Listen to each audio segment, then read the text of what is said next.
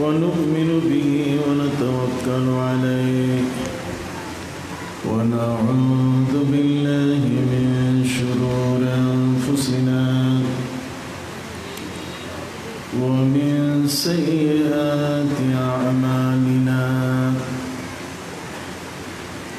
من يهد الله فلا مضل له ومن يضلله فلا هادي له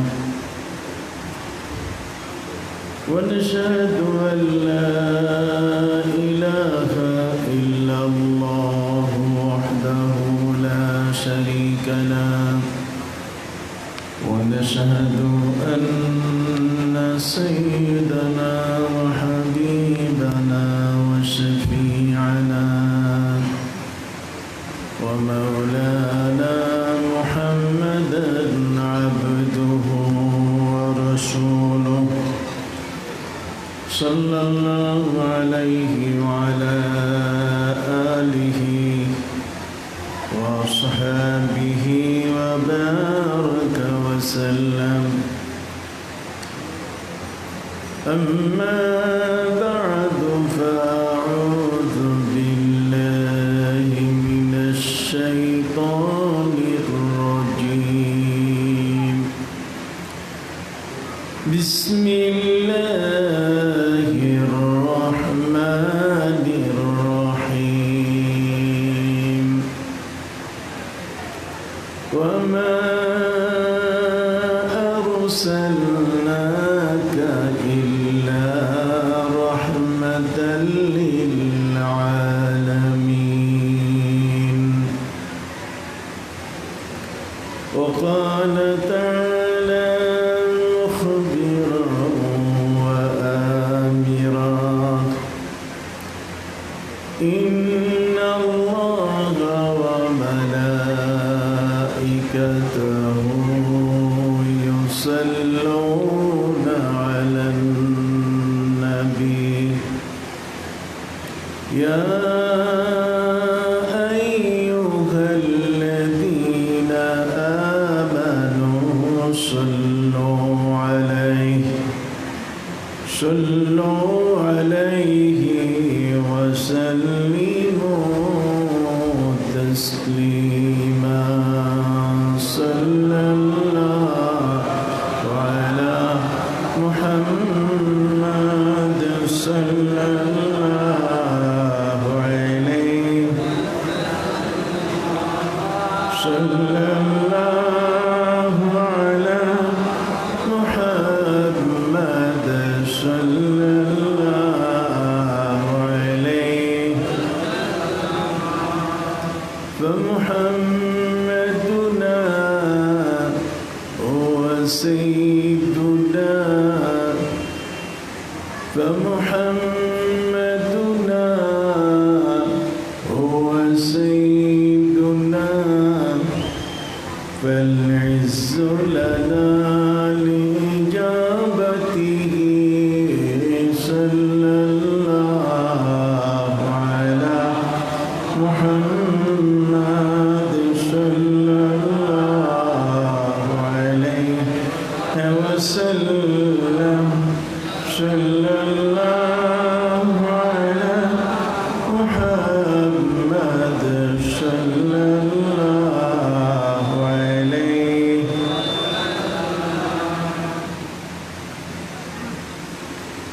दरबारे हाशिमिया आलिया शरीफ अंजुमने मुहिब्बान रसूल सल्लल्लाहु अलैहि वसल्लम गौसिया जिलानी कमिटी बांग्लादेशेर व्यवस्थापनाय एदेशेर अन्यतम दरबार हाशिमिया दरबार शरीफेर आल्लामा काजी मोहम्मद नुरुल इस्लाम हाशिमी रहमतुल्लाह आलैहि कर्तृक प्रथम प्रवर्तित विश्व मानवतार मुक्तिर अनन्य दिशारी शफीउल मुज़निबीन रसूल करीम सल्लल्लाहु धराधामे शुभागमन उपलक्षे 1443 हिजरी सने पवित्र माहे रबिउल अव्वल उद्यापन उपलक्षे आंतर्जातिक 12 दिन व्यापी ऐतिहासिक पवित्र ईद मिलादुन नबी सल्लल्लाहु শীর্ষক সেমিনার 2021-এর আজকের অষ্টম দিনের শ্রদ্ধাভাজন সভাপতি জানশীনে ইমামে আহলুস সুন্নাহ পীরজাদা অধ্যক্ষ মাওলানা কাজী আবুল বায়ান হাশেমি মকদুসুল্লাহ আলী।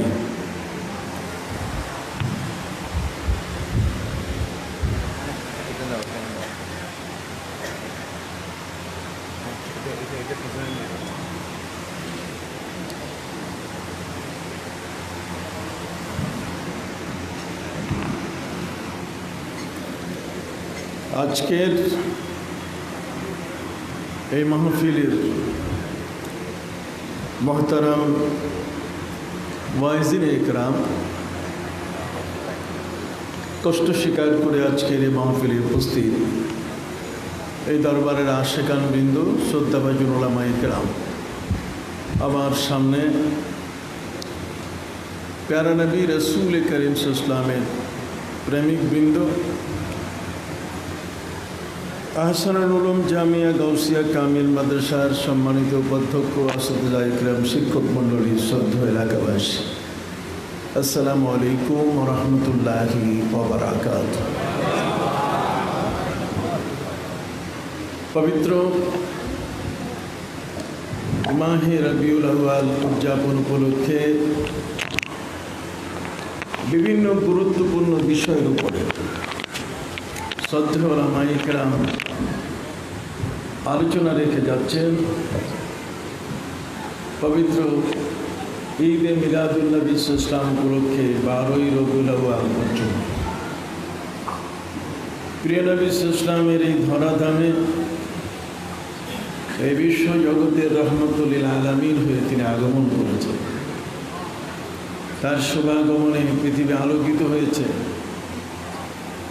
অন্ধকার দূরীভূত হয়েছে,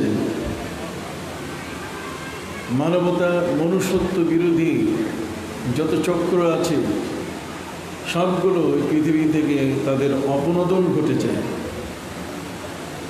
এই বিশ্ব জগতে যার শুভাগমনে এক মহা বিপ্লব ঘটেছে, সেই মহান রাসূল সাল্লাল্লাহু আলাইহি ওয়াসাল্লামের পবিত্র শুভ বেলাদত শরীফা, তার জগতে শুভাগমন উপলক্ষে আজকের এই মাহফিল অনুষ্ঠিত হচ্ছে। শুধু চট্টগ্রাম হাশিমিয়া দরবার শরীফ নয়, সারা পৃথিবীতে বিশ্বব্যাপী জগতের রসুল প্রেমিকগণ আনন্দে উদ্বেলিত হয়ে নবী প্রেমের বহিঃপ্রকাশ তারা ঘটাচ্ছেন। জশ্নে জুলুস আয়ে জশ্নে জুলুস ঈদ মিলাদুন নবী সাল্লাল্লাহু আলাইহি ওয়াসাল্লাম, নবী সাল্লাল্লাহু আলাইহি ওয়াসাল্লামের পবিত্র শুভাগমনের আনন্দ মিছিল এবং পাশাপাশি তারা সেমিনার, সিম্পোজিয়াম, সভা, মাহফিল, বিভিন্ন ধরনের আলোচনা অনুষ্ঠান, টক শো, টেলিভিশন, রেডিও সহ বিভিন্ন পত্র পত্রিকায় এ সম্পর্কে লেখা শুরু হয়েছে। আমরা সে সম্পর্কে অবগত হচ্ছি। তারই একটি অংশ হিসাবে হাশিমিয়া দরবার শরীফ এই বাংলাদেশের প্রথম ঈদে মিলাদুন নবী সাল্লাল্লাহু আলাইহি ওয়াসাল্লামের যে প্রবর্তন করেছে, আজকের সে মাহফিলে আমরা উপস্থিত হতে পারায় আল্লাহর দরবারে সমস্বরে একসাথে আমরা শুকর আদায় করি, আলহামদুলিল্লাহ। আপনারা আজকের আলোচ্য বিষয়ে সম্পর্কে অবগত হয়েছেন। আপনারা শুনেছেন যে আমাকে একটি বিষয়ের উপরে আলোচনা করতে বলা হয়েছে। মদিনা সনদ এবং আনসার ও মুহাজিরদের সাথে ভ্রাতৃত্বের বন্ধনে প্রিয় নবী সাল্লাল্লাহু আলাইহি ওয়াসাল্লামের রাজনৈতিক প্রজ্ঞারই উজ্জ্বল প্রমাণ, একটি গুরুত্বপূর্ণ বিষয়। আপনি জানেন ইসলাম সর্বতভাবে পৃথিবীতে শান্তির বার্তা নিয়ে এসছে। ইসলাম কখনো লড়াই লড়াই লড়াই চায়, লড়াই করে বাঁচতে চায়, এই স্লোগান দিতে অভ্যস্ত নয়।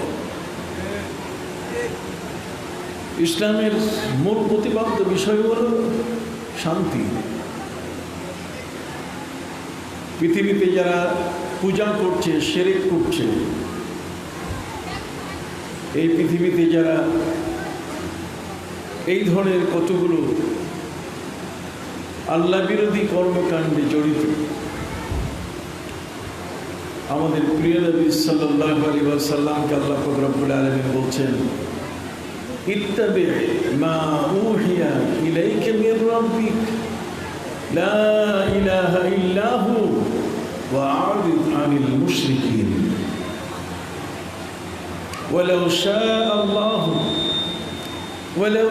আল্লাহু মা আশরাকু ওয়া মা জাআলনাকা আলাইহিম হাফিজা ওয়া মা আনতা আলাইহিম বিওয়াকিল।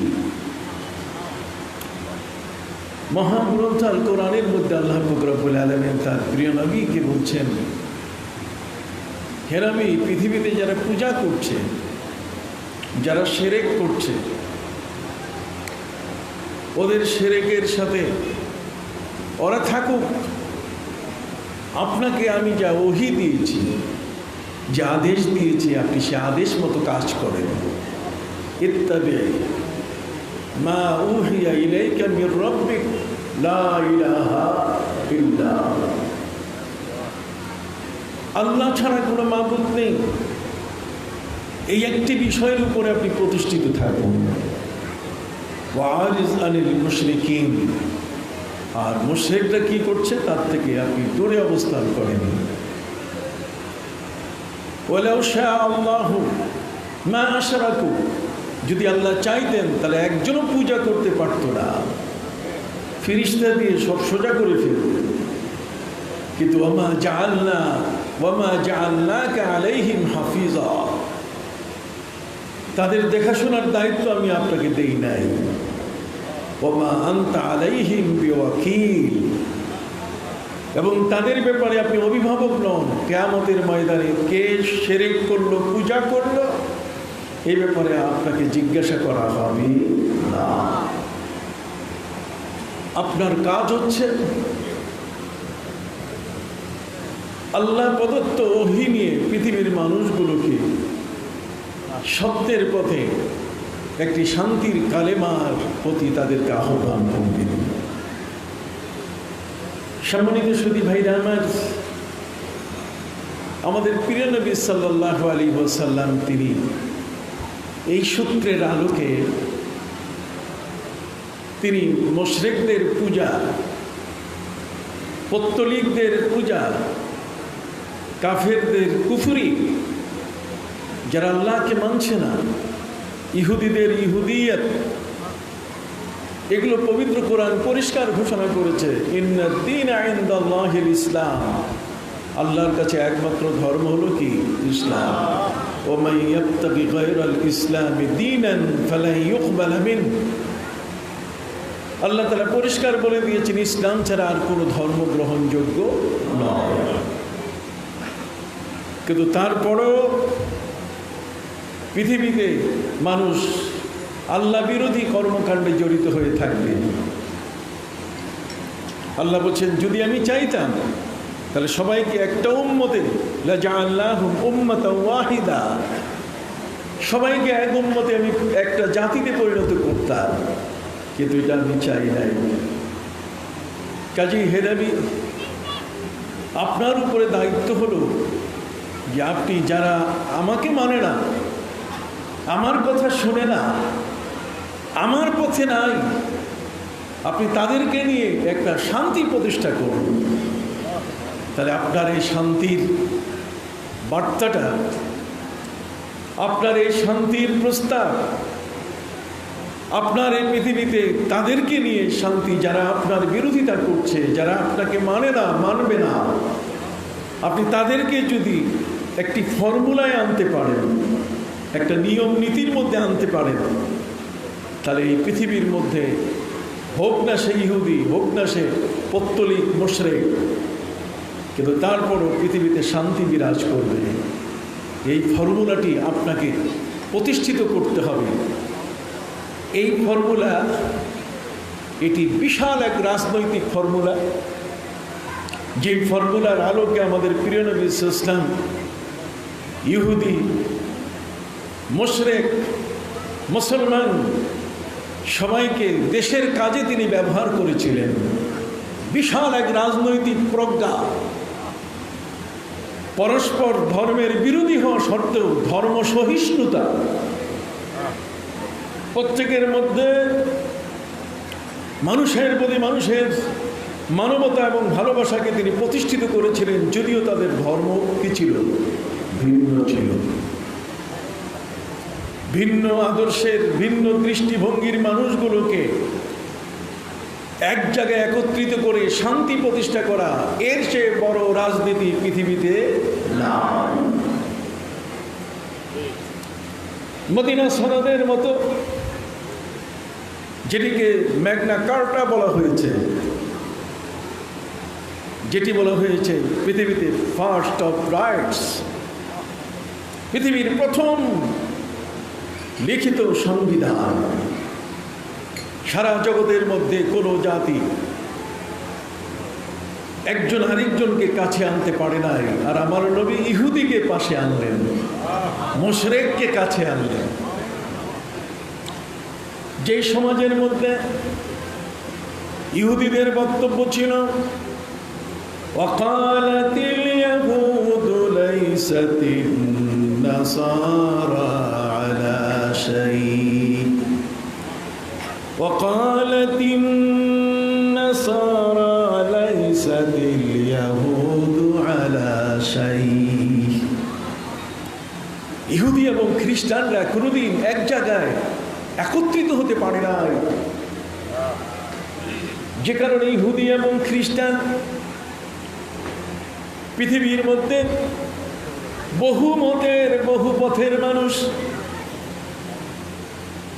750 কোটি বর্তমান পৃথিবীর মানুষের মধ্যে ধর্ম পালনকারী মানুষের সংখ্যা, ধর্মের সংখ্যাই হলো 4,500। 99% মানুষ ধর্ম পালন করে। যেই ধর্মের মধ্যে এক ধর্মের দৃষ্টিভঙ্গির সাথে আরেক ধর্মের দৃষ্টিভঙ্গির মিল নাই। ইসলামী দৃষ্টিভঙ্গির সাথে ইহুদি দৃষ্টিভঙ্গির মিল নাই, খ্রিস্টানি দৃষ্টিভঙ্গির সাথে হিন্দুয়ানি ধর্মের কোনো মিল নাই। এক একটি ধর্ম এক একটা নিয়ম, এক একটি নীতির উপরে প্রতিষ্ঠিত হয়েছে। যারা মনে করছে আজকের পৃথিবীতে যে আমরা আপন নিজ নিজ অবস্থানে আমরা আছি, আমাকে একটা অত্যন্ত জটিল এবং কঠিন সাবজেক্ট দেওয়া হয়েছে, কথা বুঝতে পারছি? অতএব আপনাদেরকে খুব ভালো করে বুঝতে হবে বিষয়টা। সম্মানিত সুধী ভাইরা আমার, নিশ্চয়ই আপনার ব্যাংক দেখেছেন। ব্যাংক আপনি দেখবেন 5টা 7টা ব্যাংকে যদি একটা থানায় আপনি রাখেন, আপনি রাখতে পারবেন না, লাফাইয়া লাফাইয়া পড়ে যাবে। পৃথিবীর একটা ধর্মের মানুষ আরেকটা ধর্মের মানুষের মধ্যে বসার কোনো সুযোগ নাই। অথচ আমার প্রিয় নবী সাল্লাল্লাহু আলাইহি ওয়াসাল্লাম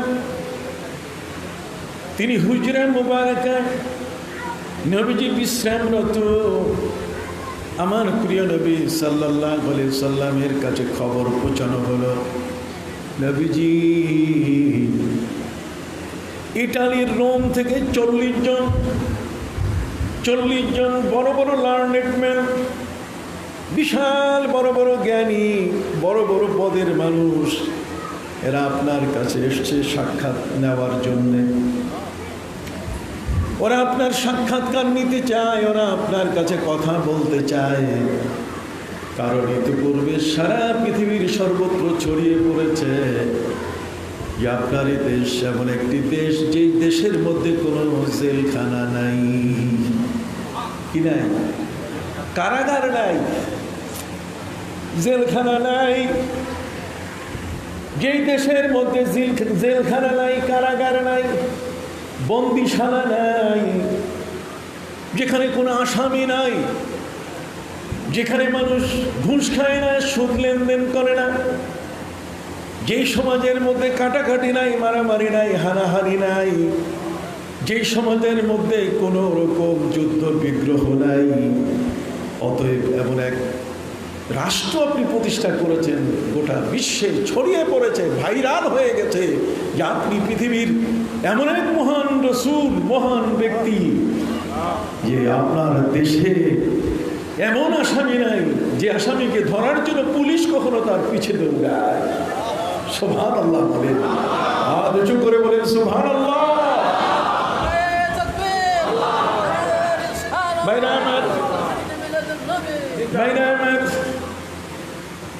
আপনার এই দেশের মধ্যে কোনোদিন কোন চোর চেয়ারে বসা থাকে না।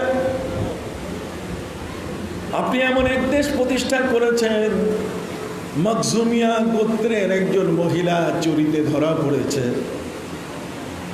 কুরেশের মানুষেরা, কুরেশ বংশের মানুষেরা বড় ধরনের চিন্তায় পড়ে গেল।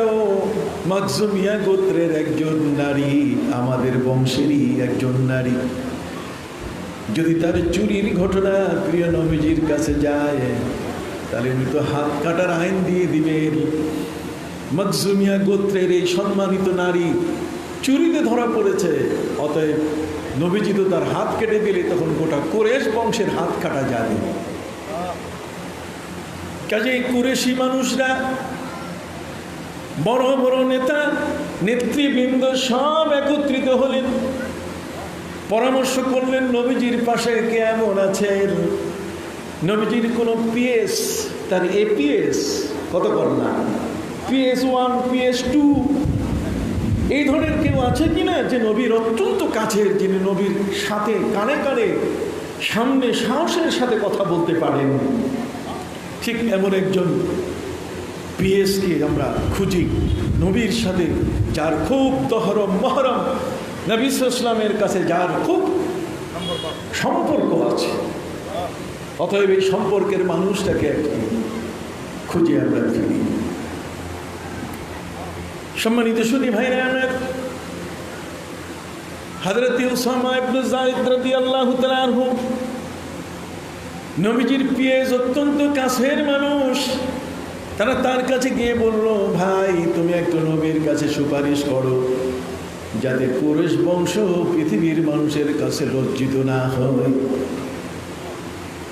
নবীজির কাছে গিয়ে তিনি কানে কানে বললেন, নবীজি ঘটনা একটা ঘটে গেছে, কুরেশ বংশের সাথে তো আপনারও বিশাল সম্পর্ক, অতএব মখজুমিয়া গোত্রের সেই মহিলাটিকে মাফ করা যায় কিনা, তাকে ছেড়ে দেওয়া যায় কিনা। প্রিয় নবী সাল্লাল্লাহু আলাইহি ওয়াসাল্লাম শোনার সাথে সাথে তিনি বললেন, শোনো, আতাশফাউনি আতাশফাউনি ইয়ানি রাসূলুল্লাহ সাল্লাল্লাহু আলাইহি ওয়াসাল্লাম, তার মানে আমি রাসূলের কাছে তোমরা তার সম্পর্কে সুপারিশ করছো। শুনে রাখো, তোমাদের পূর্বে বনী ইসরাইল সম্প্রদায় পৃথিবীতে প্রহসনের বিচার করেছে, মানুষগুলোকে নাটক সাজিয়ে বিচার দেখিয়েছে, আসল বিচার করে নাই। ইদা সারাকা ফীকুমুশ শরীফ তারাকু, তোমাদের মধ্যে ধনীরা ভদ্র মানুষেরা যখন চুরিতে ধরা পড়ে তখন তোমরা তাকে একটা নাটক সাজাইয়া প্রহসনের বিচার করে তাকে পার করে দাও, ছেড়ে দাও। ওয়াইদা তারাকা ফীকুমুদ দাঈফ কাতালুহু আই কাতাউহু, যখন তোমাদের কোনো দুর্বল গরিব মানুষ চুরিতে ধরা পড়ে তখন তার উপরে আল্লাহর বিধান তোমরা পাই টু পাই হিসাব করে করে তার উপরে জারি করো, তার হাত কেটে দাও। ওয়াইমুল্লাহ লাউ সারাকাত ফাতিমাতু বিনতু মুহাম্মাদিন লাকাতাতু ইয়াদাহা, খোদার কসম করে বলছি, নবী মুহাম্মদ সাল্লাল্লাহু আলাইহি ওয়াসাল্লামের কন্যা ফাতেমাও যদি চুরিতে ধরা পড়ে তাহলে আমি নিজে হাতে তার হাত কেটে দিয়ে দিব। লাকাতাতু ইয়াদাহা, আমি তার হাত কেটে দেব। যদিও এখানে লাউ শব্দ ব্যবহার করা হয়েছে, লাউ পবিত্র কোরআনে ব্যবহৃত হয়েছে, লাউ শাআ আল্লাহু লাযাহাবা বিসামইহিম। লাউ শব্দ ব্যবহার করলে তার এটার বাস্তবতা হয় না। কাজে কোনোদিন ফাতেমা চুরি করবেন না, ধরা পাওয়ার তো প্রশ্নই আসে না। কথা বুঝতে পারছেন? লাউ এটা আরবি শব্দ, পবিত্র কোরআনে ব্যবহৃত হয়েছে, এবং লাউ শব্দটির কার্যকরী ভূমিকা হচ্ছে যে এটার বাস্তবতা পাওয়া যাবে না। নবীজি সাল্লাল্লাহু আলাইহি ওয়াসাল্লাম তিনি উদাহরণ দিলেন, ওয়াল্লাহি লাউ সারাকাত ওয়া আইমুল্লাহ, হাদিসের মধ্যে আসছে ওয়া আইমুল্লাহ লাউ সারাকাত ফাতিমাতু বিনতু মুহাম্মাদিন লাকাতাতু ইয়াদাহা। যদি মুহাম্মদ সাল্লাল্লাহু আলাইহি ওয়াসাল্লামের কন্যা ফাতেমাও চুরিতে ধরা পড়ে, আমি নিজে হাতে তার হাত কেটে দেব। সুবহানাল্লাহ। সারা পৃথিবী থান্ডাট হয়ে গেল, সারা জগৎ অবাক হয়ে গেল যে বিচারের পবিত্রতা এমনই, বিচারের স্বচ্ছতা এমনই যে নিজের সন্তানকেও ক্ষমা করতে রাজি নয়। সম্মানিত সুধী, হযরত ওমর ফারুক রাদিয়াল্লাহু তাআলা আনহু তিনি মসজিদে নববীতে বসা একজন মহিলা ছোট্ট শিশু কোলে করে হযরত ওমরের সামনে রে বলছে, ওমর এটি তোমার সন্তান, তুমি নিয়ে নাও। হযরত ওমর বললেন, রে মহিলা, ইত্তাকিল্লাহ ওয়া কুলি সিদকা, তুমি আল্লাহকে ভয় করো। আমার ছেলেরা বড় হয়েছে, সন্তান বড় হয়েছে, এই শিশু তো আমার নয়। মন্ত্রী, মিনিস্টার, রাষ্ট্রের বড় বড় মানুষগুলো মসজিদে নববীতে বসা হযরত ওমর ফারুক রাদিয়াল্লাহু তাআলা আনহুর কাছে মহিলা তার ছোট্ট শিশু এনে বলছে, ওমর এটি তোমার সন্তান, তুমি নাও। হযরত ওমর রাদিয়াল্লাহু তাআলা বললেন, কি বলো? আল্লাহকে ভয় করো, এ সন্তান আমার নয়। মহিলা বলে উঠল, যদি এ সন্তান ওমর তোমার নয়, তাহলে অন্তত পক্ষে তোমাকে এতটুকু মনে করতে হবে, এর অর্ধেক রক্ত আমার আর অর্ধেক রক্ত তোমার। মহিলাকে হযরত ওমর এবার ধমক দিয়ে বললেন, ইত্তাকিল্লাহ, তুমি আল্লাহকে ভয় করো, ওয়া কুলি সিদকা, সত্য বলো। তুমি কি শুরু করেছো? ইজ্জত শেষ না? ওমরের মতো একজন মহান ব্যক্তির সামনে এসে এমন একটি কথা। হযরত ওমর রাদিয়াল্লাহু তাআলা আনহুর ধমকে মহিলা বলল, ওমর যদি অর্ধেক রক্ত আমার আর বাকি অর্ধেক রক্ত তোমার মেনে নিতে কষ্ট হয়, তাহলে আমি বলতে চাই অর্ধেক রক্ত যেটা হালাল এটা আমার, আর হারাম রক্তটা তোমার। হযরত ওমর মহিলার অ্যাপ্রোচিং, তার উপস্থাপনা শুনে তিনি অবাক হয়ে গেলেন। মহিলা কি বলতে চায় তিনি আবারও ধমক দিয়ে বললেন, ইত্তাকিল্লাহ ওয়া কুলি সিদকা, সত্য বলো, কি বলছো তুমি? মহিলা বিনয়ের সাথে বলে উঠল, ওমর এতক্ষণ যা বলেছি, কিন্তু এখন আমার বক্তব্য হলো, এই শিশুটি এটি আমার বটে, কিন্তু এটি তোমার না হলো, এটা তোমার নাতি। ওমর বলছে, আগে তোমার আর এখন নাতি, কি বলো তুমি, কি হয়েছে? মহিলা বলে উঠল, আমি বনি নাজ্জার, মদিনার বনি নাজ্জারের বাগানের মধ্যে আমি ছিলাম, সেখান থেকে পথ অতিক্রম করছিলাম, সেখানে তোমার ছেলে আবু শামা মদে মাতাল ছিল। ওই অবস্থায় সে আমার গায়ে স্পর্শ করেছে, যার ফসল এই শিশুটি। হযরত ওমর ফারুক রাদিয়াল্লাহু তাআলা আনহু তিনি সবাইকে বললেন, মসজিদে নববীতে এই মহিলাকে পাশে আটক করো। ছেলে আব্দুল্লাহ ইবনে ওমরকে বললেন, যাও মদিনাবাসীকে খবর দাও, আজকে বেবিচারের শাস্তি হবে। হযরত ওমর রাদিয়াল্লাহু তাআলা নিজে তিনি তার ছেলেকে পাকড়াও করার জন্য, অ্যারেস্ট করার জন্য তিনি তার বাড়িতে চলে গেলেন। সুবহানাল্লাহ। ওয়াল্লাহি লাউ সারাকাত ফাতিমাতু বিনতু মুহাম্মাদিন লাকাতাতু ইয়াদাহা, প্রিয় নবী সাল্লাল্লাহু আলাইহি ওয়াসাল্লাম বলছেন, আমার কন্যা ফাতেমাও যদি চুরিতে ধরা পড়ে আমি তার হাত কেটে দেব। অতএব বিচারের ক্ষেত্রে নিজের সন্তানকেও ক্ষমা করার কোনো সুযোগ হযরত ওমর রাদিয়াল্লাহু তাআলা নিজের ছেলেকে পাকড়াও করার জন্য তিনি তার বাড়িতে যাওয়ার পরে যখন দরজা নক করলেন, ভেতর থেকে আওয়াজ আসলো, মানান্তা, কে তুমি? হযরত ওমর নিজের নামের পরিচয় দেন নাই। তিনি বলেন, আনা আমিরুল মুমিনিন, আমি রাষ্ট্রের প্রধান। সুবহানাল্লাহ, আমি রাষ্ট্রের কি প্রধান। ওয়াসাদুহুম ফি আমরিল্লাহি ওমর, আল্লাহর বিধান কার্যকর করার ব্যাপারে হযরত ওমরের কোনো জুরি নাই। হযরত ওমর পরিচয় দিলেন, আমি আমিরুল মুমিনিন, রাষ্ট্রের প্রধান। দরজার সামনে নিজের ছেলের ঘরের সামনে পরিচয় দিচ্ছেন, আমি রাষ্ট্রের প্রধান। আবু শামা আছে, কাছে, দরজা খোলো, তখন সে খাচ্ছে। হযরতে মুজাহিদ তিনি বর্ণনা করেন, হযরত ওমর রাদিয়াল্লাহু তাআলা ওই খাওয়া অবস্থায় তার জামা ধরে টেনে উঠালেন। হাত্তা সাকাতা মিন ইয়াদিহি তুআম, আঙ্গুলের মাঝখান থেকে সব খাবার পড়ে যাচ্ছিল। ছেলে জিজ্ঞাসা করে, বাবা কি হয়েছে? ঘরের ভিতরে আপনি আমাকে শাস্তি দেন। হযরত ওমর বললেন, তোমার বিরুদ্ধে 2টা মামলা হয়েছে। কয়টা? একটা হচ্ছে তুমি মদে মাতাল ছিলে, আরেকটা হলো তোমার কারণে একজন নারীর গর্ভে সন্তান এসছে। অতএব এই 2টো মামলার তুমি আসামি। কাজী কোনো পুলিশ কনস্টেবল কাউকে পাঠায় নাই যে আগের থেকে, স্যার আমরা কিন্তু আসতেছি, আপনি সরে থাকেন। কথা বলতে, আমরা আসতেছি, আপনি সরে থাকেন না। কেন আমার নবীর এই মহান দরবার, তার রাষ্ট্রীয় ক্ষমতা, তার রাজনৈতিক প্রজ্ঞা, এটাকে দেখার জন্য ইটালির রোম থেকে 40 জন মানুষ আগমন করেছে। শুধু তাই নয়, বরং আমাদের প্রিয় নবী সাল্লাল্লাহু আলাইহি ওয়াসাল্লামের এই দেশ, যে দেশটা দেখার জন্য পৃথিবীতে প্রায় যে মানুষগুলো ছিল, আজ পর্যন্ত এত বেশি প্রতিনিধি দল কোনো রাষ্ট্রপ্রধানের দেশ ভিজিট করে নাই। যেটি আমার নবী সাল্লাল্লাহু আলাইহি ওয়াসাল্লামের দেশ ভিজিট করেছে, তার সংখ্যা হলো 317টি প্রতিনিধি দল। কয়টা?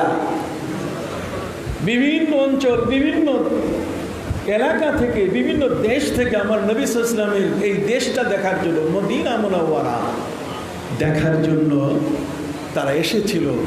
প্রতিনিধি দল হিসাবে সংখ্যা 317। সুবহানাল্লাহ। ছেলে বলছে, বাবা আপনি এখানে শাস্তি দেন। কয় না, যে শাস্তিটি আল্লাহ কোরআনে বিধান জারি করেছেন সেই শাস্তি গোপনে দেওয়ার কোনো সুযোগ নাই। কাজেই মসজিদে নববীতে নিজের ছেলেকে পাকড়াও করে অ্যারেস্ট করে নিয়ে হাজার হাজার মানুষের সামনে হযরত ওমর ছেলেকে বিচার করছেন। আফলা নামক একজন ব্যক্তিকে বললেন, লাগাও তোররা, মারো, পিটাও। 2টো শাস্তি, একটি হলো মদের, আর একটা হলো ব্যভিচারের। অতএব এই শাস্তি কোন অবস্থাতেই ক্ষমা করা যাবে না। হযরত ওমর ফারুক রাদিয়াল্লাহু তাআলা সে শাস্তি কার্যকর করেছিলেন। মদিনার মানুষের কলিজার কাঁপুনি শুরু হয়েছিল, থরথর করে কেঁপে উঠেছে পৃথিবীর মানুষ। যে হযরত ওমর ফারুক রাদিয়াল্লাহু তাআলা নিজের সন্তানকেও ক্ষমা করতে রাজি না। এই শিক্ষা আমার নবীর কাছে। হযরত আবু বকর সিদ্দিক রাদিয়াল্লাহু তাআলা আমিরুল মুমিনিন হওয়ার পরে 1 বছর যখন পূর্তি হলো, আমাদের দেশে 1 বছর পার করতে পারলে যেভাবেই হোক না কেন ফুলসিটায় কত কিছু করে, আনন্দ উল্লাস করে দেশটা সুন্দর চলেছে। হযরত আবু বকর সিদ্দিক রাদিয়াল্লাহু তাআলা ওমর ফারুককে নিয়ে বললেন যে দেশটা কেমন চলেছে। হযরত ওমর রাদিয়াল্লাহু তাআলা বললেন, খুব ভালো। আবু বকর সিদ্দিক, আমরা মনে করেছিলাম আপনি সিধা মানুষ, সোজা মানুষ, কিন্তু এত সুন্দর আপনি দেশ চালাইলেন। আপনার বক্তৃতা শুনে আমি প্রথমে আপনাকে খলিফা বানাবার পর চিন্তায় পড়ে গেছি যে ইসলামটা কতক্ষণ টেকবে। আপনি সোজা মানুষ, এই চেয়ারে গরম লোক দরকার, কিন্তু আপনি এমন এক জায়গা থেকে শিক্ষা গ্রহণ করেছেন, এক এমন এক মহান নবীর কাছে আপনি রাষ্ট্র পরিচালনা করা শিখিয়েছেন। আপনার রাজনৈতিক এমন এক মহা প্রজ্ঞা সৃষ্টি হয়েছে যে আপনি 2 লাইনের ভাষণ দিয়ে গোটা জাতির কলিজা আপনি থরথর করে কাঁপায় ফেলেছেন। হযরত আবু বকর সিদ্দিক রাদিয়াল্লাহু তাআলা বললেন যে সেটা কি? সেটা হলো ওয়া কাফারা মান কাফারা মিনাল আরব, আরবের একদল মানুষ আপনি ক্ষমতায় আসার পরে যখন তারা যাকাত দিতে অস্বীকার করলো, ওয়া কাফারা মান কাফারা মিনাল আরব, তখন আপনি তাদের উদ্দেশ্যে 2 লাইনের 2টা বক্তব্য দিয়েছিলেন। এত মারাত্মক জানাময়ী বক্তব্য, মানুষ ভয়ে কেঁপে উঠেছে যে আবু বকর তো সোজা মানুষ না। যারা যাকাত দেয় না তাদের ক্ষেত্রে আপনি বজ্রকণ্ঠে ঘোষণা করলেন, ওয়াল্লাহি লা উকাতিলান্না মাহুম,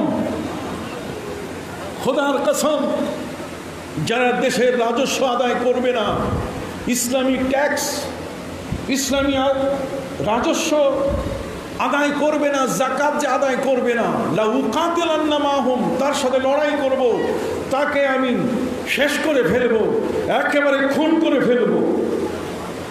জাতি বলছে, বাবা এই সিধা মানুষটা দেখে গরম হয়ে গেছে। সুবহানাল্লাহ। হযরত ওমর ফারুক রাদিয়াল্লাহু তাআলা আবু বকর দ্বিতীয় অংশের বক্তৃতা আরো মারাত্মক, গোটা জাতি কেঁপে উঠেছিল। সেটা আবার কি আপনি বলছিলেন, ওয়ালাউ মানাউনি ইকালান, উটের যাকাত তো দিতেই হবে, জিজা, উটের যাকাত হচ্ছে জিজা, ছোট বাচ্চা, এটা তো দিবেই। এখন জিজাটা আমি নিয়ে যাব কেমনে? এটা তো গলায় একটা রশি দরকার। কথা জোরে বলে আমার কথা বুঝেন কিনা? এই উটের বাচ্চাটাকে আমি যদি নিয়ে যাই তাহলে এটা গলায় কি লাগবে? রশি লাগবে, নাকে লাগাম লাগবে। অতএব ওয়ালাউ মানাউনি কালান, যাকাত দিয়েছে কিন্তু গলার রশি দেয় নাই, তারও আমি খুন করব। কথা বুঝতে পারছেন? সবাই অবাক হয়ে গেল, কি কয় আবু বকর সিদ্দিক তার সাথেও লড়াই করবেন, তাকেও দেখে ছাড়বেন? সুবহানাল্লাহ বলেন। মজলিস শেষ, হযরত আবু বকর সিদ্দিক রাদিয়াল্লাহু তাআলা চলে যাচ্ছেন। ওমর ফারুক বলছেন দেশটা ভালো চলেছে। হযরত ওমর যাওয়ার সময় একটা ছোট্ট 1 পৃষ্ঠার কাগজ দিয়ে বলেন, আবু বকর এই কাগজটা আপনি নেন, ঘরে বসে আপনি দেখে সিদ্ধান্ত নেবেন। হযরত আবু বকর সিদ্দিক রাদিয়াল্লাহু তাআলা বলেন, ওমর ঘরে পড়ার দরকার কি, আমি এখানেই পড়ি। পড়েন। সাদা কাগজটা খুলে সেখানে দেখে হযরত উমর রাদিয়াল্লাহু তাআলা তিনি তার প্রধান বিচারপতির পদ থেকে পদত্যাগ করছেন, যে আমি আর প্রধান বিচারপতি থাকবো না, আপনি আরেকজনকে নিয়োগ দেন। আমরা পদ ছাড়ি না, সিনিয়র জুনিয়র ডিঙ্গাডিঙ্গি হলে মামলা হয়, রিট হয়। আর হযরত উমর ফারুক রাদিয়াল্লাহু তাআলা বলছেন আমি এই পদে থাকবো না, প্রধান বিচারপতির পদে থাকবো না, অতএব আপনি আমাকে অব্যাহতি দেন, আরেকজনকে আপনি নিয়োগ দেন। হযরত আবু বকর সিদ্দিক রাদিয়াল্লাহু তাআলা বলেন, ওমর এইভাবে পদত্যাগপত্র দিলেই গ্রহণযোগ্য হবে, কারণ বলতে হবে, কি কারণে আপনি এই পদ থেকে পদত্যাগ করছেন। হযরত ওমর রাদিয়াল্লাহু তাআলা তিনি বললেন, আবু বকর 1 বছর হলো আমি প্রধান বিচারপতির চেয়ারে বসা, একটা বিচারও আসে নাই আমার কাছে। জাতির কি মেরুদণ্ড সোজা হয়ে গেল? জাতি কি চুরি করা ভুলে গেল? জাতি কি ডাকাতি করা ভুলে গেল? এরা কি সাইবার ক্রাইম ভুলে গেল? কথা বলতে পৃথিবীর মধ্যে নিত্য নতুন আধুনিকভাবে কত কিছু ভাবে অর্থ আত্মসাৎ, পুকুর চুরি হয়, রাজস্ব চুরি হয়, কথা বল না। অতএব এগুলো একটাও হলে হয় না, কোনো অভিযোগ নাই আমার কাছে, তাহলে এখানে মাছি মারা কেরানির মতো শুধু চুপ করে আমি বসে আছি, 1 বছর বড় কষ্ট হয়েছে, কোনো বিচার নাই। আবু বকর সিদ্দিক রাদিয়াল্লাহু বললেন, ওমর এমন এক মহান নবীর আদর্শে ওমর জীবন গড়ে উঠেছে, আবু বকরের জীবন গড়ে উঠেছে, যেখানে অন্যায় অবিচার হওয়ার কোনো সুযোগ। কাজে ওমরের মতো ব্যক্তি চেয়ারে বসা ছিল বিধায় দেশে 1 বছরে কোনো চুরি হয় নাই, 1 বছরে কোনো ডাকাতি হয় নাই, 1 বছরে কোনো ছিনতাই হয় নাই, 1 বছরে এদেশের মধ্যে কোথাও কোনো ধরনের অত্যাচার হয়েছে, অবিচার হয়েছে, কোনো অভিযোগ আসে নাই। সুবহানাল্লাহ বলবেন না? সম্মানিত সুধী ভাইরা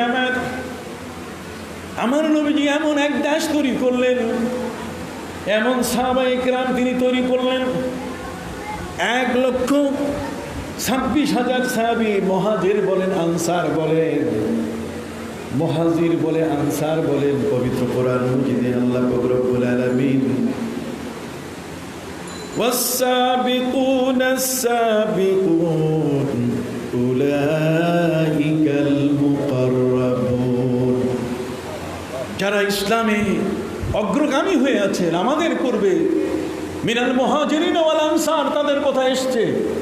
অতএব সেই মুহাজির এবং আনসার তাদের সবাইকে একত্রিত করে এমন একটা দেশ তিনি পরিচালিত করেছেন যে এই দেশটা দেখার জন্য এই দেশে কোনো মারামারি নাই, কাটাকাটি নাই, নিরাপদ জনপদ, রোগ নাই, বালা নাই, কিচ্ছু নাই, শান্তির জীবনযাপন করছে। সে দেশটা দেখার জন্য পৃথিবীর 317টি প্রতিনিধি দল মদিনায় নবী করিম সাল্লাল্লাহু আলাইহি ওয়াসাল্লামের কাছে দেখা করতে এসেছিল, যে কারণে নবী করিম সাল্লাল্লাহু আলাইহি ওয়াসাল্লাম তাদের জন্য আলাদা দেখার জায়গা, উফুত, তার মানে প্রতিনিধি দলদের সাথে দেখা করার জন্য নবী একটি জায়গা নির্ধারণ করে রেখেছিলেন। সম্মানিত সুধী, অতএব ইটালির রোম থেকে 40 জন ক্যাথলিক খ্রিস্টান আমার নবী সাল্লাল্লাহু আলাইহি ওয়াসাল্লামের সাথে সাক্ষাৎ করতে এসেছেন। তার নবীজির সাক্ষাৎকার নেবে যে এত সুন্দর দেশ আপনি কেমনে তৈরি করলেন। সুবহানাল্লাহ বলেন। যেখানে ইহুদিরা, যেখানে ভিন্ন মতাবলম্বীরা, যেখানে পূজারীরা পর্যন্ত সাহস নাই এখানে কোনো রকম অন্যায় করবে, কোনো ধরনের খারাপ কাজ করবে সুযোগ নাই, ইহুদিরা পর্যন্ত কাঁপে, অমুসলিমরা পর্যন্ত কেঁপে উঠে, আপনি এই দেশটা কেমনে তৈরি করলেন। সুবহানাল্লাহ বলেন। সেই সূত্র ধরে মদিনা সনদের কথা আজকে আমরা আলোচনা করব। কথা কি বুঝতে পারছেন? পৃথিবীর রাজনীতি বহু ধরনের হয়, এক দল আরেক দলকে নিয়ে পাশে কোনোদিন বসতে পারে না। কথা বল, আমাদের সংসদ গরম হয়ে যায়, সংসদের মধ্যে ফাইল টেবিলের মধ্যে বাড়াবাড়ি হয়, বহু ধরনের ঘটনা ঘটে। কিন্তু আমার নবী সাল্লাল্লাহু আলাইহি ওয়াসাল্লাম তার দেশে ইহুদি এবং পূজারী মানুষরা থাকার পরও একদিনও টেবিলে বাড়াবাড়ি হয়। এমন একটা চমৎকার শান্তির দেশ দেখার জন্য বিদেশের মানুষেরা ভিড় জমিয়েছে। ডাক্তার এসেছে মদিনা মুনাওয়ারায়, বিশাল নিয়ন সাইন, ডিজিটাল সাইন, লেখা আছে সকাল 9টা থেকে 5টা পর্যন্ত আর বিকাল 5টা থেকে রাত 8টা পর্যন্ত ডায়াগনস্টিক সেন্টারে এখানে পরীক্ষা নিরীক্ষা করা হয়, চিকিৎসা করা হয়। 25% কমিশন, 25 পয়সা দেওয়া লাগবে না। ডাক্তার মনে করেছে মদিনা মুনাওয়ারায় এতগুলো মানুষ, 1,24,000, 1,26,000 মানুষ, যেখানে লোক বেশি সেখানে রোগ বেশি, রোগী বেশি পাওয়া যাবে। ডাক্তার ডিজিটাল সাইন দিয়ে বসে আছে, কিন্তু মাসের পর মাস চলে যায়, রুগী পায় না। সুবহানাল্লাহ বলেন।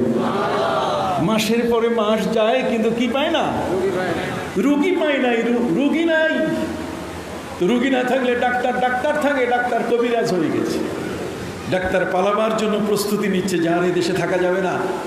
এখানে লক্ষ লক্ষ মানুষ, এতগুলো মানুষের মধ্যে কেউ আমার কাছে আসে না ডায়াগনস্টিক টেস্টের জন্য।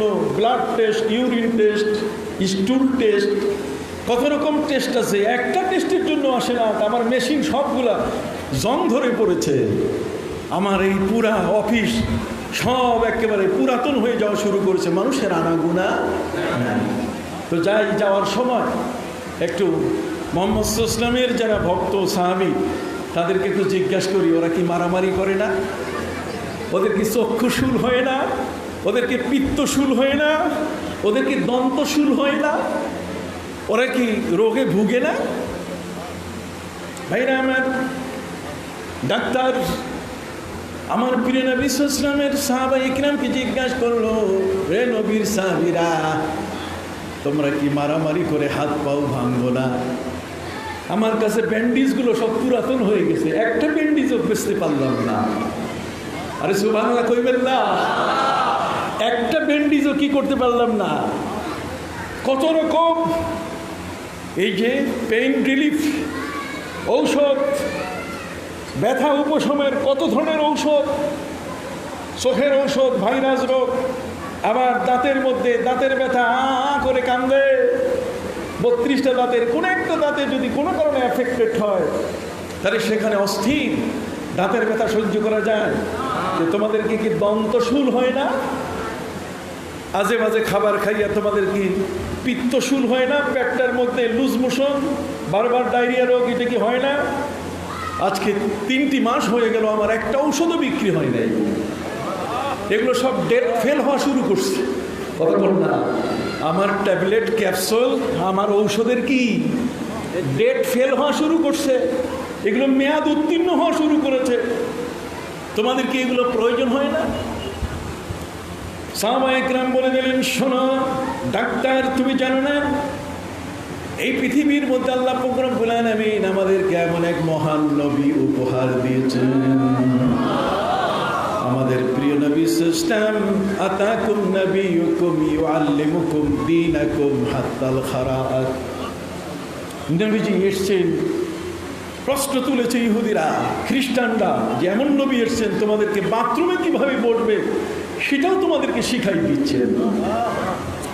হযরত সালমান ফারসি রাদিয়াল্লাহু তাআলা তিনি বললেন, আজাল আজাল আজাল, আবু দাউদ শরীফের প্রথম হাদিস, আজাল আজাল আজাল, অবশ্যই অবশ্যই, ইন্নামা আনা লাকুম মিসলুল ওয়ালিদি লিওয়ালাদি। নবীজি উম্মতের অভিভাবক হয়ে পৃথিবীতে আগমন করেছেন। কাজে কিভাবে খাবো, ডাইন হাত দিয়ে খাবো না বাম হাত দিয়ে, এটাও তিনি শিখাই দিয়েছেন। শুধু তাই নয়, নবীজি বলছেন চোখের ভাইরাস থেকে বাঁচার ঔষধ হলো আল কুহুলুল ইসমাত। ইসমাত, ইসমাত সুরমা যদি চোখের মধ্যে দেয় তাহলে চোখে ছানি পড়বে না। সুবহানাল্লাহ কোন না? চোখে কি পড়বে না? ছানি পড়বে না, চোখ থেকে পানি পড়বে না, চোখ নষ্ট হবে না, চোখের পাওয়ার ঠিক থাকবে। আল কুহুলুল ইসমাত, ইসমাত সুরমা যদি ব্যবহার করে তাহলে চোখ ভালো থাকবে, পাওয়ার ঠিক থাকবে। সুবহানাল্লাহ। নবীজি বলেছেন, ইবদা তুআমাকা বিল মিলহি ওয়া আখতিম বিল মিলহি ফাইন্নাল মিলহা শিফাউম মিন কুল্লি সাবঈনা দা। খাবার আগে পরে যদি কেউ নুন খায়, লবণ খায়, একটু মুখে নুন দিল, খাইয়া শ্বাস করে আরেকটু দিল, তাহলে 32টা দাঁত কোনোদিন পায়রিয়া রোগ হবে না, দাঁতে কোনোদিন ব্যথা হবে না, দাঁত কোনোদিন তার নষ্ট হবে। সেই দাঁত তার গুজিয়েছে, দ্বিতীয়বার মৃত্যুর আগ পর্যন্ত প্রত্যেকটা দাঁত তার ঠিক থাকবে। সুবহানাল্লাহ। নবীজি খাওয়ার সময় আমাদেরকে এক পায়ের উপরে বসে আরেক পা সোজা করে পেটটা চাপ দিয়া 3 ভাগের 1 ভাগ খালি করে তিনি খাওয়া শিখাই দিয়েছেন। এই জন্য আমাদের কোনোদিন লুজ মোশন হয় না, কোনোদিন ডায়রিয়া হাসপাতালে যাইতে হয়। সুবহানাল্লাহ কইতেছেন না কেন? সম্মানিত সুধী, প্রিয় নবী সাল্লাল্লাহু আলাইহি ওয়াসাল্লাম তিনি আমাদেরকে এমনভাবে জীবনটাকে তৈরি করে দিয়েছেন, খাবার পরে, দুপুরবেলায় খাবার পরে কাইলুলা করতে বলছেন। কাইলুলা, একটা হচ্ছে কাইলুলা, একটা হচ্ছে গাইলুলা, একটা হচ্ছে ফাইলুলা, আরেকটা হচ্ছে আইলুলা। খাইলুলা, ফাইলুলা, আইলুলা, গাইলুলা, কত রকম। নবীজি বলছেন দুপুরে খাওয়ার পরে একটু সোজা হয়ে শুয়ে যাবে, এতে তোমার রোগ থেকে তুমি নিরোগ হবে। আর ফাইলুলা হচ্ছে আসরের পরে কেউ ঘুমাবে না। আর গাইলুলা হচ্ছে শীত হইয়া শৈলে সেটা ভিন্ন কথা, কিন্তু উপর হইয়া পেটের উপরে পেটটাকে নিচে রেখে পুরা শুয়ে যাবে না, খবরদার।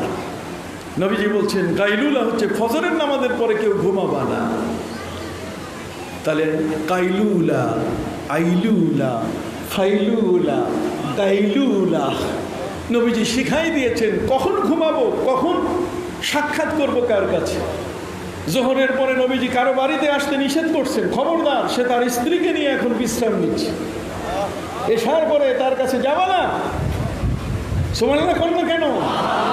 ফজরের আগে তাকে ডাক দিও না, সে তার স্ত্রীকে নিয়ে বিশ্রাম করছে। এরপরে সে ফজরের নামাজে অংশগ্রহণ করবে। আল্লাহু আকবার।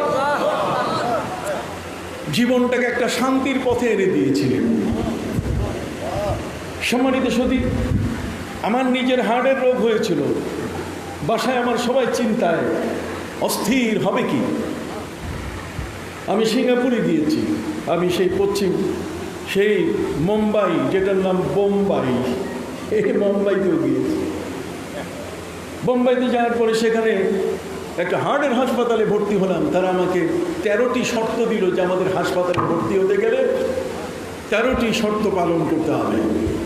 তারপর ডক্টর বলো তোমার 13টি শর্ত কি? তার মধ্যে একটি হলো যে তোমাকে ঘুমাইতে হবে ডাইন পাশে কাত হইয়া, ডাইন কাত হইয়া ঘুমাইতে হবে। তাই বললাম ডক্টর, তুমি ঔষধ দিয়ে আমাকে সুস্থ করার চেষ্টা করবে, তুমি ঘুমাইবার জন্য ডাইন পাশে কাঁধ হয়ে ঘুমাইতে হবে, এই ফর্মুলা দাও কেন? ভাই তুমি মুসলিম না? আর ইউ নট মুসলিম? তুমি মুসলমান নো?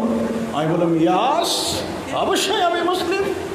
ভাই তোমার প্রফেট সাল্লাল্লাহু আলাইহি ওয়াসাল্লাম, তোমার নবীজি কি বলেন নাই ডান কাঁধে ঘুমাতে? ডান কাঁধে যারা আমার হাসপাতালে ঘুমিয়েছে তারা একজনও মরে নাই, সবগুলো সুস্থ হয়ে নিজের ঘরে ফিরেছে। সুবহানাল্লাহ, আর যারা বলে সুবহানাল্লাহ।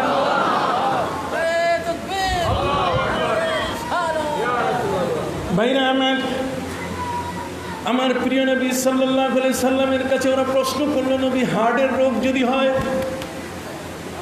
হার্টে যদি ব্লক হয়, আমি সহজ করে বলছি, হার্টে যদি কি হয়, ব্লক হয়, ব্লক বুঝেন তো? হ্যাঁ, রক্ত চলাচল হয় না, রক্ত চলাচল বন্ধ, যদি ব্লক হয়ে যায় তাহলে নবী হার্টের রোগ থেকে বাঁচার উপায় কি? নবী করিম সাল্লাল্লাহু আলাইহি ওয়াসাল্লাম বলেছেন তালবিনা খাবে। কি খাবে? তালবিনা। আপনি বুখারী শরীফ খুলে দেখুন, আল্লাহর নবী সাল্লাল্লাহু আলাইহি ওয়াসাল্লাম বলেছেন ইন্নাত তালবিনা তুজিবু ফুয়াদাল মারিজ ওয়া তাযহাবু বিবাযিল হুজন ওয়ালিল মাহজুন আলাল হালি। প্রিয় নবী সাল্লাল্লাহু আলাইহি ওয়াসাল্লাম তিনি বলেছেন যদি কোনো ব্যক্তি তালবিনা খায় তাহলে হার্ট তার শক্তিশালী হয়ে যাবে, ব্লক একটাও থাকবে না, সব খুলে যাবে। সুবহানাল্লাহ বলেন। ইন্নাত তালবিনা তুজিমু ফুয়াদাল মারিজ, বুখারী শরীফের হাদিস। ফুয়াদ মানে হার্ট, ফুয়াদ মানে কি? হার্ট। ইন্নাত তালবিনা তুজিমু ফুয়াদাল মারিদ ওয়া তাযহাবু বিবাযিল হুজন। রাতের বেলায় যদি কারো ঘুম না আসে, কদুর তেল ছাড়া ঘুম আসে না, রত্ন বিলাস ছাড়া ঘুম আসে না, ট্যাবলেট কিনে খেয়ে খেয়ে ঘুম ডেকে আনতে হয়, ঘুম পাড়ানি মাসি পিসি ডাকতে হয়। ভাইরা আমার, যদি কোনো ব্যক্তি তালবিনা খায় তাহলে মধুর ঘুম হবে, আনন্দের ঘুম হবে, একটা জান্নাতের ঘুম হবে।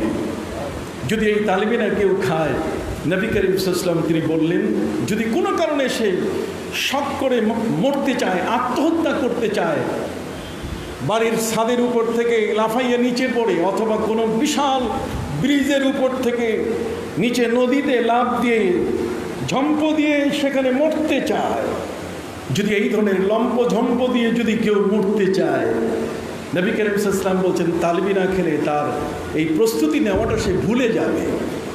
সুবহানাল্লাহ। সে ভুলে যাবে যে আমার আত্মহত্যা করতে হবে, আত্মহত্যাটা ভুলে যাবে। কত বড় রহমতের নবী, তিনি জগতের মধ্যে আগমন করেছেন। সম্মানিত শুধু যে কারণে ডাক্তার ডিজিটাল সাইন খুলে নিয়ে ফেলেছে যে না এখানে জুত হবে, এখানে কোনো কাজ হবে না, তার কারণ এখানে আমি ডাক্তারি করতে এসেছি, এখানে তো মহান এক বিশাল চিকিৎসক তিনি এখানে উপস্থিত আছেন, যার প্রেসক্রিপশনে 1,26,000 রোগী সবাই সুস্থ হয়ে গেছে।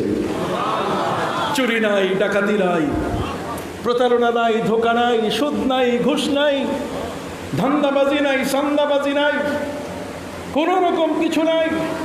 বরং সত্যের উপরে সব মানুষগুলোকে প্রতিষ্ঠিত করেছেন তিনি। জিহ্বাটাকে সোজা করে ফেলেছেন, দৃষ্টিটাকে সোজা করে ফেলেছেন। ওই দৃষ্টি কোনোদিন পরনারীর দিকে যায় না, জিহ্বা কোনোদিন মিথ্যা বলে না, এই মুখে কোনোদিন হারাম খাবার নেয় না, মাথায় কোনোদিন বিপরীতমুখী চিন্তা আসে না, ক্ষতির কোনো কাজ। আল মুসলিমু মান সালিমা আল মুসলিমুনা মিন লিসানি ওয়া ইয়াদি। তার হাত তার মুখ নিয়ন্ত্রণে চলে এসছে। একটা মানুষের দৈহিক, তার আত্মিক, তার সার্বিক সকল বিষয়, ব্যক্তি, পরিবার, সমাজ, রাষ্ট্র, সর্বদিক থেকে সবগুলোকে তিনি একেবারে হাতের কবজায় নিয়ে এসেছেন। যে কারণে সমাজের আর কোনো চোর, ডাকাত, কোনো প্রতারক অথবা এই ধরনের কোনো ব্যক্তি আর নাই। অতএব সেই দেশটা দেখার জন্য এসছে ইটালি, রোম থেকে কতজন? 40 জন খ্রিস্টান ক্যাথলিক। আপনি কি আমার কথাগুলো বুঝতেছেন? মদিনা সনদ কেন? আমি এই বিষয়টা আপনাদেরকে বলছি। পৃথিবীর কোনো রাজনীতিক আজ পর্যন্ত আরেকটা দলের মানুষকে ভিড়াইতে পারে নাই। এক মজলিসের মধ্যে ওই ধরনের খুব বড় সমঝোতা করতে পারে নাই। 2 দিন টিকেছে, 3য় দিন শেষ হয়ে গেছে। কিন্তু আমার নবী সাল্লাল্লাহু আলাইহি ওয়াসাল্লাম তিনি এমন এক সনদ, এমন এক সংবিধান তিনি করেছেন যেখানে বিপরীতমুখীর মানুষগুলো পর্যন্ত অবাক হয়েছে যে ছাড়া আর শান্তিতে কারো বাস করার সুযোগ তার ফর্মুলায় আসতে হবে। প্রিয় নবী সাল্লাল্লাহু আলাইহি ওয়াসাল্লামের ফর্মুলায়, তার দেওয়া নিয়ম নীতি ছাড়া এই বিশ্বে শান্তি প্রতিষ্ঠার কোনো সুযোগ নেই। ভাইরা আমার, এই জন্যই পবিত্র কোরআন মজিদে আমাদের প্রিয় নবী সাল্লাল্লাহু আলাইহি ওয়াসাল্লামের এই সকল পদক্ষেপকে আল্লাহ তাআলা তার নেয়ামত হিসেবে ঘোষণা করেছেন। তার কি ঘোষণা করেছেন? নেয়ামত হিসাবে। পবিত্র কোরআন মজিদে আল্লাহ পাক রব্বুল আলামিন বলেন, ওয়াজকুরু নি'মাতাল্লাহি আলাইকুম ইদ কুনতুম আ'দাআন ফাআল্লাফা বাইনা কুলুবিকুম فأصبحتم بنعمته إخوانا وكنتم على شفا حفرة من النار فأنقذكم منها كذلك يبين الله لكم آياته لعلكم تهتدون। সুবহানাল্লাহ। তোমরা স্মরণ করো আল্লাহর সেই নেয়ামত যেগুলো তোমাদেরকে দেওয়া হয়েছে। আর সেই মহান নেয়ামত হলেন আর নেয়ামতুল কুবরা ও নেয়ামতুল উজমা, আমাদের প্রিয় নবী রাসূল করিম সাল্লাল্লাহু আলাইহি ওয়াসাল্লাম, যার কারণে বিচ্ছিন্ন মানুষগুলো, বিভিন্ন জায়গায় ছড়িয়ে ছিটিয়ে মানুষগুলো একটি আমব্রেলা, একটি শান্তির ছায়া তলে তারা একত্রিত হয়েছিলেন। সুবহানাল্লাহ। শুধু তাই নয়, জাহান্নামের দ্বার প্রান্তে চলে গেছিল মানুষ। পৃথিবীটার গায়ে ক্যান্সার হয়ে গেছিল। পৃথিবী আইসিইউতে ঢুকে পড়েছে।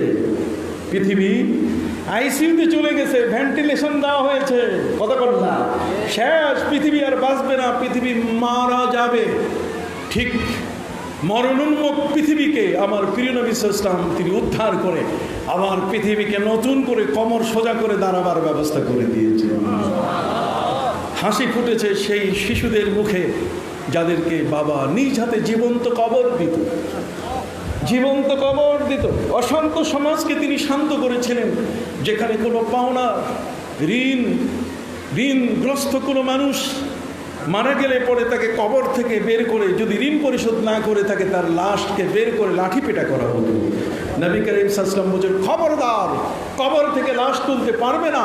তার কাছে যদি কোনো পাওনা থাকে, আমি রাসূল তার জামিন, আমি তার জিম্মেদার, আমি তোমাদের পাওনা সব দিয়ে দিব। সুবহানাল্লাহ।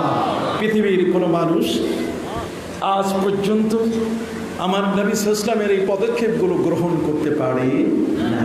শান্তি এমনি আসছে, মদিনা সনদ এমনি এমনি মেনে নিয়েছে তারা। ইহুদি বলেন, মুশরিক বলেন, পূজারী বলেন, যাই বলেন না কেন, সবাই মেনে নেওয়ার পেছনে আমার নবীর সেই মহান আদর্শ।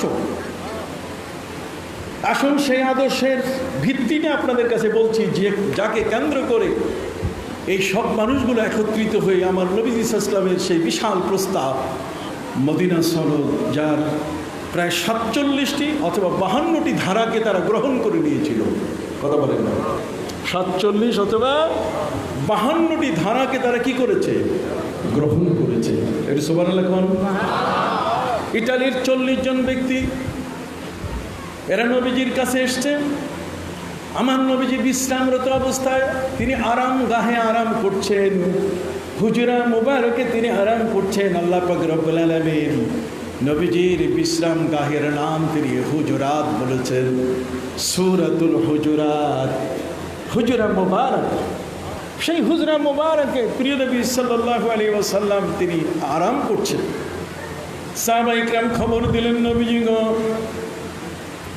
ইটালি থেকে, রোম থেকে এতগুলো মানুষ এসছে। নবীজি বললেন তাদেরকে বসতে দাও।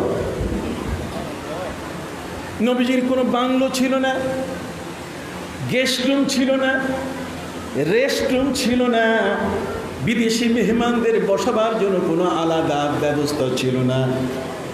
হযরতে মা খাদিজাতুল কুবরা রাদিয়াল্লাহু তাআলা যখন নবীকে পছন্দ করে বিয়ে করলেন,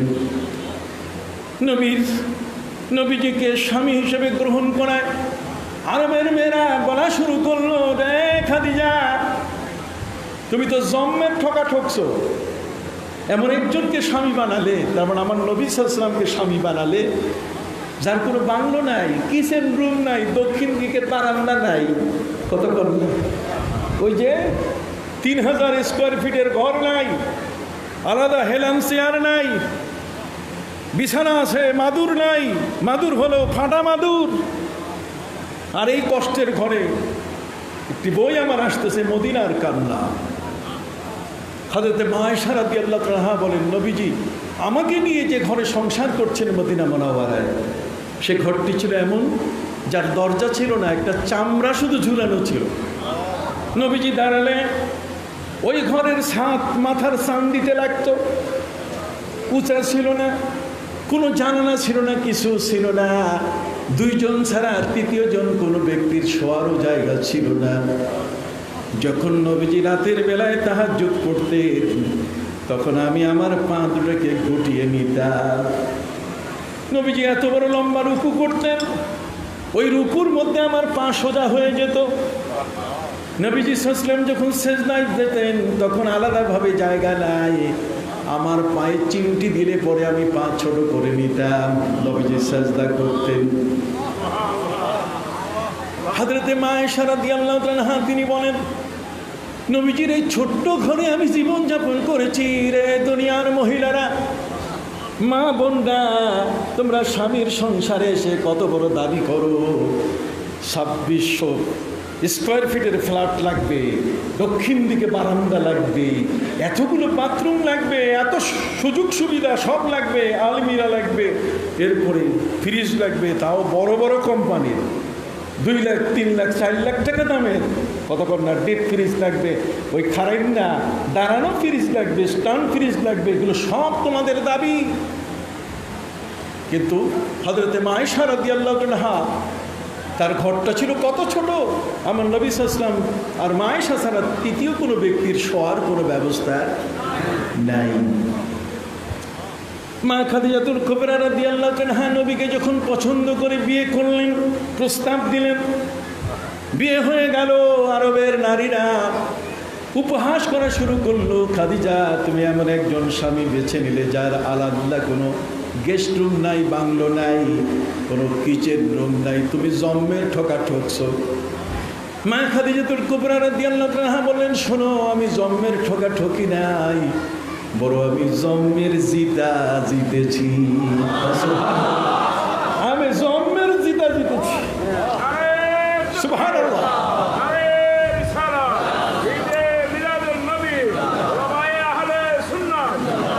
সম্মানিত সাথী ভাইরা, আমার কথা বোঝা যায়?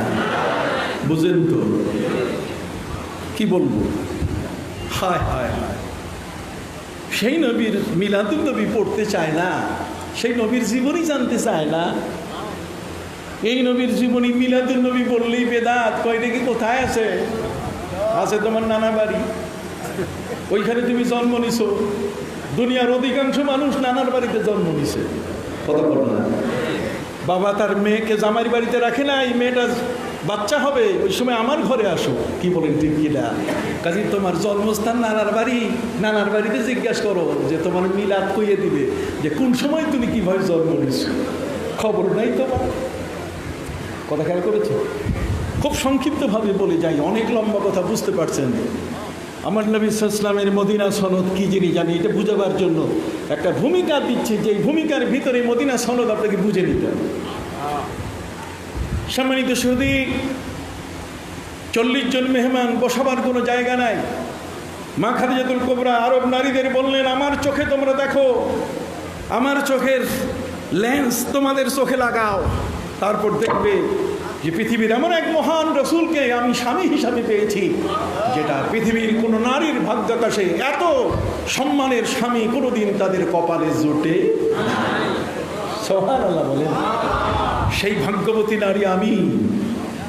অতএব তোমরা খবরদার, না হোক আমার বারান্দা, আর না হলো রেস্ট হাউস, গেস্ট হাউস, না হলো কিচেন, কিন্তু সেই তার স্বামীর মধ্যেই রয়েছে আমার জীবনের সব প্রশান্তি। অতএব হযরত মা খাদিজাতুল কুবরা রাদিয়াল্লাহু তাআলার সেই ঘরে কোনো বাহিরের মেহমান থাকাবার জায়গা নাই। 40 জন মেহমানকে কোথায় বসতে দিবেন তিনি? সাহাবায়ে কিরামকে বলেন, সাহাবীরা বসতে দাও ভালো জায়গায়, এরা মেহমান। ওরা বলছে, হুজুর ইয়া বড় উষা উষা মানুষ, ইটালির সাদা মানুষ, বিলাই চোখ। কত করলাম? হ্যাঁ, বিশাল বড় বড় মানুষ, ইয়া বড় লম্বা, প্রত্যেকটাই এডুকেটেড, এলিট পার্সন, জানাশোনা, সমাজের ওই দেশের মধ্যে সবচেয়ে বড় গ্রহণযোগ্য মানুষ, রাষ্ট্রীয় পদবি তাদের আছে, কেউ মন্ত্রী, কেউ মিনিস্টার, এগুলো আসছে আপনার সাথে সাক্ষাৎ করতে। এদের বসাবো কোন জায়গায়? আপনার তো বসাবার জায়গা নাই, বাংলো নাই, রেস্ট হাউস নাই, গেস্ট হাউস নাই। নবীজি বলছেন একটা ভালো জায়গায় বসাও। সাহাবায়ে কিরাম বলেন যে এদেরকে খেজুর গাছের ছায়ার নিচে ঘাসের উপরে বসতে দেই। নবীজি বলছেন সর্বনাশ, সর্বনাশ, এখানে তাদেরকে বসতে দেওয়া যাবে না, এর চেয়ে ভালো জায়গা দেখো। সাহাবায়ে কিরাম বললেন, হুজুর ভালো জায়গা হলো পাহাড়ের পাদদেশে, পাহাড়ের কাছে, সূর্য যখন ঢলে যায় তখন ছায়া পড়ে, সেই ছায়াটা ঠান্ডা হয়, কাজে তাদেরকে সেখানে বসতে দেই। আমার নবী সাল্লাল্লাহু আলাইহি ওয়াসাল্লাম বললেন না। প্রিয় নবী সাল্লাল্লাহু আলাইহি ওয়াসাল্লাম বললেন, মান কানা ইউমিনু বিল্লাহি ওয়াল ইয়াউমিল আখির ফালইউকরিম দাইফা। মেহমানকে সর্বোচ্চ সম্মান দিতে হবে। কি কও গাছের নিচে বসা, কি কও পাহাড়ের পাশে বসায় রাখবে, এটা হয় নাকি? সাহাবায়ে কেরামের একটা আদব ছিল, নবীজি যদি 2 বার কোনো জিনিসকে ডিনাই করতেন, সাহাবায়ে কেরাম আর তৃতীয় কোনো পদক্ষেপ নিতেন না। তারা বলতেন আল্লাহু ওয়া রাসূলুহু আলামু, আল্লাহ এবং তার রাসূল ভালো জানেন মেহমানকে কোথায় বসাবেন। নবীজির কাছে সাহাবায়ে কেরাম সুপর্দ করলেন বিষয়টা। আল্লাহর হাবিব সাল্লাল্লাহু আলাইহি ওয়াসাল্লাম তিনি বললেন, বেলাল কোথায়, ডাকো বেলাল, বেলাল ইবনে আবি রাবাহ, বেলাল কোথায়, ডাকো। বেলাল দৌড়িয়ে এসে বলছে, হুজুর লাব্বাইকা ওয়া সাদাইকা ইয়া রাসূলুল্লাহ। নবীজি আমি বেলাল আপনার খেদমতে হাজির। আল্লাহর নবী সাল্লাল্লাহু আলাইহি ওয়াসাল্লাম বললেন, 40 জন মেহমানকে আমার মসজিদ খুলে দাও, মসজিদের দুয়ার খুলে দাও, মসজিদে নববীতে বসতে দাও। গাছের ছায়ার নিচে তিনি বসালেন না, আগত মেহমানদেরকে তিনি পাহাড়ের পাদদেশে যে ছায়া পড়ে সেই ছায়ায় তিনি বসান নাই, বরং তিনি তাদেরকে বসালেন কোথায়? মসজিদে নববীতে। মসজিদে নববীতে এই 40 জন রোমান ক্যাথলিক বসে গেল। নবীজি যখন তাদের কাছে আসলেন, হালপুরসি কৌশলাদি তাদের খোঁজ খবর নেওয়া শুরু করলেন। তারা কে কেমন কোত্থেকে এসছেন, তারা এক একজন পরিচয় দিলেন যে আমি ডাক্তার, আমি ইঞ্জিনিয়ার, কত কন্যা, আমি মেরিন ইঞ্জিনিয়ার, আমি অমুক, আমি তমুক। নবীজি বলেন, তোমরা কি জন্য এসছো প্রশ্ন করো। ওরা বলছে এতগুলো প্রশ্ন আনছি, এতগুলা, সব প্রশ্ন ভুলে গেছি একটা মেহমানদারি দেখে যে আপনি আপনার মসজিদে আমাদেরকে বসতে দিছেন। ওই একটি অভ্যর্থনা, একটি সম্মান প্রদর্শন করার কারণে, আমাদেরকে সম্মান দেওয়ার কারণে আমরা সব প্রশ্ন ভুলে গেছি। কি সাক্ষাৎকারে নেব এমন এক মহান নবী, যেই দেশের মধ্যে রাষ্ট্রপ্রধান, সেই দেশে যে কোনো ধর্মের মানুষ শান্তিতে বাস করতে পারে, যে কোনো মতের মানুষ, যে কোনো পথের মানুষ সেখানে শান্তিতে বসবাস করতে পারে। সম্মানিত শুধু নবীজি সাল্লাল্লাহু আলাইহি ওয়াসাল্লাম বলেন, তারপরে তোমরা বলো কোনো প্রশ্ন থাকলে। কি প্রশ্ন করব? প্রশ্নের উত্তর তো সব হয়ে গেছে একটা জায়গায়। পৃথিবীর কোনো মন্দিরে কোনো মুসলমানকে প্রবেশ করতে দেওয়া হয় না, সেখানে কোনো মুসলমানের বৈঠকখানা নাই। যদি একবার কোনো মুসলমান পিড়িতে বসে তার 7 বার ধুয়ে ফেলে। কত কর গির্জায় বলেন, প্যাগোডায় বলেন, কোথাও বসার জায়গা কোনো ব্যক্তিকে, অন্য ধর্মের কোনো মানুষকে দেওয়া হয় না। আর আপনি আমাদেরকে খ্রিস্টান জানার পরেও আপনি আপনার মসজিদ খুলে দিয়েছেন বসার জন্য। এর চেয়ে বড় আর কি হতে পারে? শান্তির পরশে এই মহান এক চমৎকার আখলাকে আজিমা, খুলুকে আজিম, ওয়া ইন্নাকা লাআলা খুলুকিন আজিম, লাকাদ কানা লাকুম ফি রাসূলিল্লাহি উসওয়াতুন হাসানা। অবশ্যই অবশ্যই আল্লাহ রসুলের মধ্যে তোমাদের জন্য মহান আদর্শ আছে। অতএব সেই মহান আদর্শটি এত বাস্তবায়িত হয়েছিল, এত প্রতিফলিত হয়েছিল, এত ছড়িয়ে পড়েছিল যে সেই দেশের মধ্যে আর কারো চুরি ডাকাতি করা তো দূরের কথা, সেখানে সামান্যতম কোনো মিথ্যা। আমাদের দেশের মানুষ বিচারালয় যায়, জজের সামনে যায়, আর কাঠ করে দাঁড়াইয়া বলে, যাহা বলিব সত্য বলিব, মিথ্যা নাহি বলিব। যাহা বলিব সত্য বলিব, মিথ্যা নাহি বলিব। আর ওখানে গিয়ে সব হাজার মিথ্যা শুরু হয়ে যায়। অথচ আস-সাদিকুল মাসদুক, মহান সত্যবাদী, এই বিশ্বজগতের সর্বশ্রেষ্ঠ মহাসত্যবাদী প্রিয় নবী সাল্লাল্লাহু আলাইহি ওয়াসাল্লামের সংস্পর্শে এসে সবাই সত্যের সেনানী নায়ক হয়ে গেলেন। जो ना थे दीन हक पर वो दसरों के हादी बन गए, जो ना थे दीन हक पर वो दसरों के हादी बन गए, क्या नजर थी तो मुर्दों को मसीहा कर दिया। যারা সত্যের পথে ছিলেন না, নবীর কাছে এসে এক মহা সত্যের পথ তিনি খুঁজে পেলেন, এক আলোকিত জীবন খুঁজে পেলেন। অতএব প্রিয় নবী সাল্লাল্লাহু আলাইহি ওয়াসাল্লাম যখন দেখলেন যে আমার দেশের ইহুদি আমার দেশে বাস করে, আমার দেশের পূজারীরা আমার দেশে বাস করে, অতএব তাদের পূজা করে, ওই পূজা ঠেকাবার জন্য আল্লাহ আমাকে পাঠান নাই।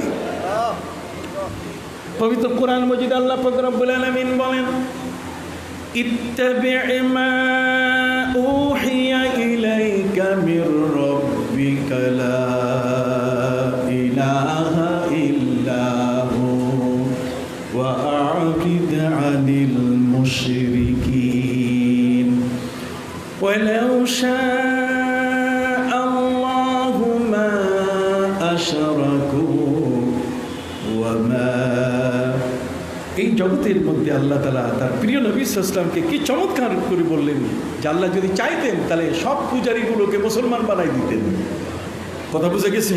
কাজী ও মা, হে নবী, ওমা জাআলনাকা আলাইহিম হাফিজা, ওদেরকে দেখাশোনা করে এই শিরক থেকে তাদেরকে ফিরিয়ে আনার জন্য আমি আপনাকে পাঠাই নাই, আপনাকে আমি নির্ধারণ করি নাই। ওমা জাআলনাকা আলাইহিম হাফিজা ওমা আনতা আলাইহিম বিওয়াকিল, আপনি তাদের বেলায় কিয়ামতের ময়দানে জিজ্ঞাসিত হবেন না। তাহলে মুশরিকরা শিরক করবে, কথা বল না, এদের কাছে ইসলামের দাওয়াত থাকবে, প্রিয় নবী সাল্লাল্লাহু আলাইহি ওয়াসাল্লামের আদর্শে তারা অনুপ্রাণিত হয়ে ইসলামের মধ্যে আসবে, কিন্তু লা ইকরাহা ফিদ্দিন, ঘাড় ধরে তাদেরকে মুসলমান বানানো যাবে না, তারা তাদের ধর্মে থাকবে। নবী করিম সাল্লাল্লাহু আলাইহি ওয়াসাল্লাম এখন তাদের জন্য, যেহেতু এই দেশের নাগরিক, তারা ইহুদিরা নাগরিক, খ্রিস্টানরা নাগরিক, পূজারীরা নাগরিক, মুসলমানরা নাগরিক, এখন এই ধর্মের কলহ চলতেই থাকবে। কেউ পূজা মণ্ডপে, কোরআন ডাকবে, কেউ হয়তোবা ওই কাবা ঘর ভাঙার জন্য চেষ্টা করবে, কতক্ষণ না, কেউ হয়তোবা কোরআনকে স্যাটানিক ভার্সেস বলবে, কথা বলে এক একজনে এক এক পথ মত তৈরি করবে। কাজে সবাইকে নিয়ে যদি আমরা একটা নিরাপত্তা সৃষ্টি করতে পারি, একটা নিরাপত্তা বলয় যদি তৈরি করতে পারি, যে দেশটা সবাই মিলে আমাদের দেশ, যদি কেউ এদেশে হামলা করে তাহলে একসাথে মিলে আমরা তার প্রতিবাদ করব, সেটাকে প্রতিরোধ করব, প্রতিহত করব। সুবহানাল্লাহ। ইহুদিরা দেখলো যে এত সুন্দর একটা প্রস্তাব, এটা লেখা হোক, এটা কি লেখা হোক। পূজারীরা বলছে এত সুন্দর একটা প্রস্তাব, এখানে আমাদেরও নিরাপত্তা আছে, কথা বল না। ইহুদিরা বলছে এতে আমাদেরও নিরাপত্তা আছে, এটা লেখা হোক। এখন এই লিখতে গিয়ে এই মদিনা সনদ লেখা হচ্ছে। সুবহানাল্লাহ। কি লেখা হচ্ছে? মদিনা সনদ, শান্তির সনদ, ম্যাগনা কার্টা, এটা লেখা হচ্ছে প্রথম সংবিধান। আর সেই সংবিধানের মধ্যে নবী করিম সাল্লাল্লাহু আলাইহি ওয়াসাল্লাম সব ধর্মের মানুষগুলোকে একত্রিত করে একটা দেশে তিনি বসবাস করার সুযোগ করে দিলেন। অথচ সেখানে বলা হলো যে কোনো গোত্রের, কোনো ইহুদির কোনো গোত্রের যদি একজন, বনু কাইনুকা, বনু গুতফান, কোনো গোত্রের যদি একজন মানুষ অপরাধ করে তাহলে একজন মানুষই অপরাধী, তার গোষ্ঠীকে অপরাধী করা যাবে না। একের পরে এক তিনি বিচারিক বিষয়, মানুষের জীবনকে সংরক্ষণের বিষয়, পরিবার এবং রাষ্ট্রীয় বিষয় এবং জননিরাপত্তা বিষয়ক যতগুলো বিষয় আছে, একটি রাষ্ট্রের যা কিছু বিষয় আছে তার সবগুলোকে একত্রিত করে 47টা ধারায় অথবা 52টা ধারায় তিনি মদিনা সনদ উপহার দিলেন। এবং সেই মদিনা সনদ উপহার দেওয়ার পরে নবী করিম সাল্লাল্লাহু আলাইহি ওয়াসাল্লাম প্রস্তাব করলেন যে এটাতে একজন সভাপতি হইতে হবে, কথা বল না। এই মদিনা সনদটাকে বাস্তবায়ন করার জন্য একজন কি হইতে হবে? সভাপতি। ইহুদিরা বলছে আপনি সভাপতি, পূজারীরা বলছে আপনি সভাপতি, সব ধর্মের মানুষ বলছে নবী আপনি সভাপতি। কি এক মহান আদর্শ, কি চমৎকার পলিটিক্স, কি চমৎকার রাজনীতি, কি চমৎকার রাজনৈতিক প্রজ্ঞা, কি চমৎকার ধর্মীয় সহিষ্ণুতা, কি চমৎকার ধর্মীয় সৌহার্দ্য এবং সম্প্রীতি।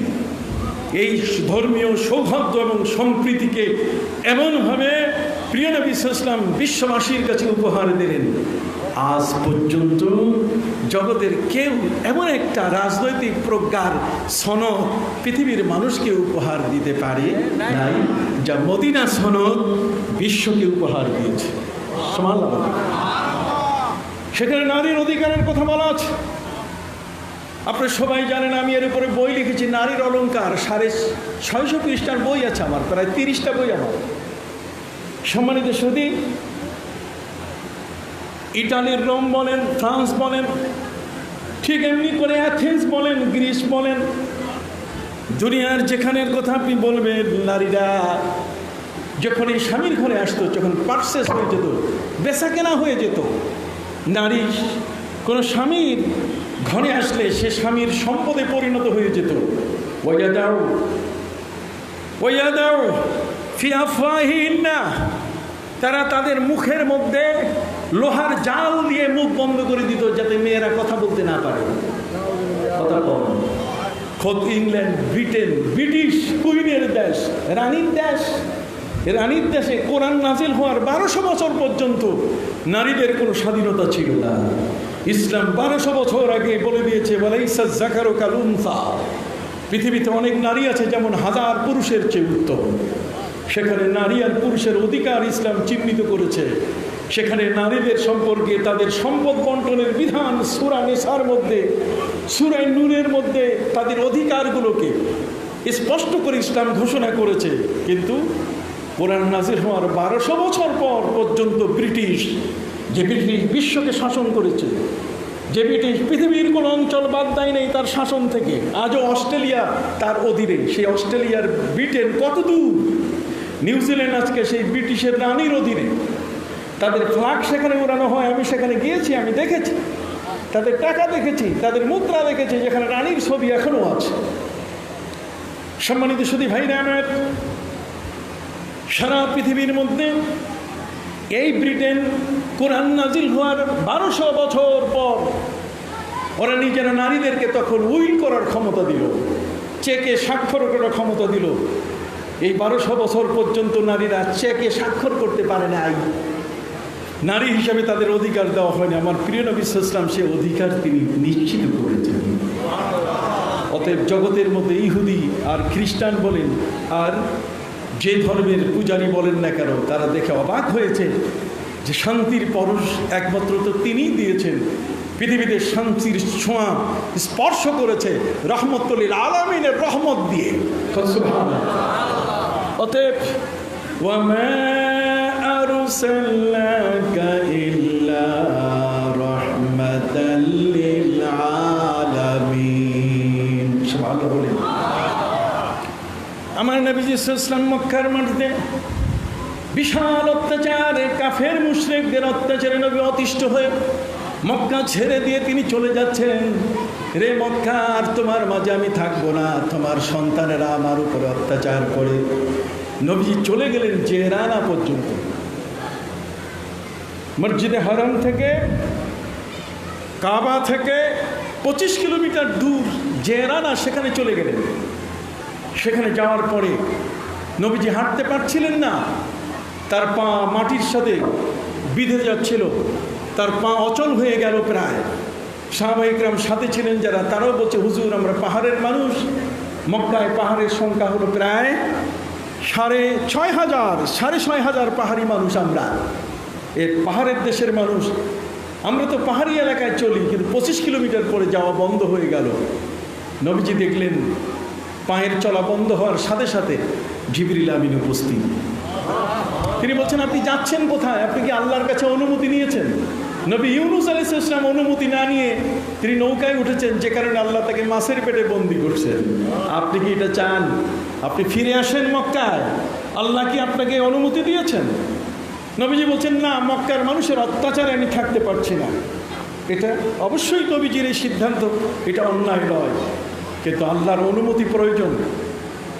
হযরত জিবরিল আমিন বললেন আপনি আবার মক্কায় ফিরেন। নবী ফিরবেন কেমনে মক্কায়? এই জন্য নতুন পোশাক নিয়ে তিনি লাব্বাইক ধ্বনি দিয়ে প্রবেশ করা শুরু করলেন। এই পৃথিবীর প্রথম উমরা জন্ম নিল। উমরা, এই যে হাজী সাহেবরা উমরা করতে যায়, ও আতিমুল হাজ্জ ওয়াল উমরাতা লিল্লাহ, হজ তো শুরু হয়েছে সৃষ্টির সূচনা থেকে, আর উমরা জন্ম নিল নবীজির ওই গোসা করে যাওয়ার ওই পথ থেকে ফিরে আসার সময়। তিনি মক্কায় প্রবেশ করছেন। আল উমরাতুল কাবীরা, বড় উমরা, মসজিদে জেরানা সেখানে আছে। সেই জেরানা বুখারী শরীফে 2 ধরনের নাম আছে, জেরানাও বলা হয়েছে, জোরানাও বলা হয়েছে। সেখান থেকে নবী ফিরে আবার কাবা ঘরে তওয়াফ করলেন।